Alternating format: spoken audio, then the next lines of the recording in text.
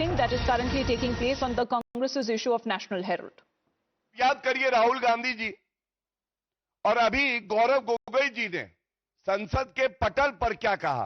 उन्होंने कहा भारत की जुडिशरी कॉम्प्रोमाइज्ड है। ये गौरव गोगोई जी का वक्तव्य है। राहुल गांधी जी ने कहा भारत की जुडिशरी ये दो लोग चला रहे हैं।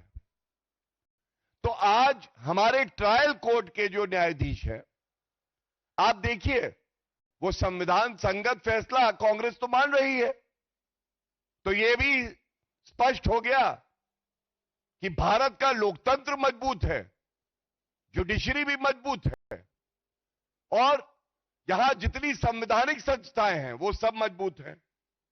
दूसरी बात, ये लोग पॉलिटिकल वेंडेटा की करते हैं और आज ही की प्रेस वार्ता में खड़गे जी ने ये बात उठाई। उन्होंने कहा इंटेरोगेशन राहुल गांधी जी का, सोनिया गांधी जी का ईडी ने किया था। अब आप देखिए, जब ये कहते हैं कि जांच एजेंसियों पे दबाव है, ये इंटेरोगेशन होने के बाद अरेस्ट नहीं हुई। अब आप देखिए निष्पक्षता, इस पे खड़गे जी क्या बोलेंगे। आज उन्हें न्यायपालिका अच्छी लग रही है। ये वैसे ही है जैसे निर्वाचन आयोग तेलंगाना, कर्नाटका, हिमाचल के परिणाम आने के बाद अच्छा हो जाता है, लेकिन महाराष्ट्र, हरियाणा और दिल्ली जब इसके परिणाम आते हैं तो खराब हो जाता है, वोट चोरी हो जाती है। ये दोहरा रवैया ये क्या दिखाता है? ये दिखाता है कांग्रेस पार्टी अंदर से खोखली हो गई है। कांग्रेस पार्टी के पास अब मादा नहीं रहा कि वो भारत के संविधान के तहत कार्य कर सके। और ये नेशनल हेराल्ड मामले में कुछ सवाल जनता पूछ रही है।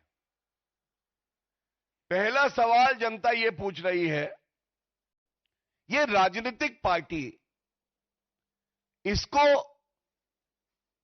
2000 करोड़ रुपए की जो संपत्ति है एजेएल की, इसमें इतनी रुचि क्यों है?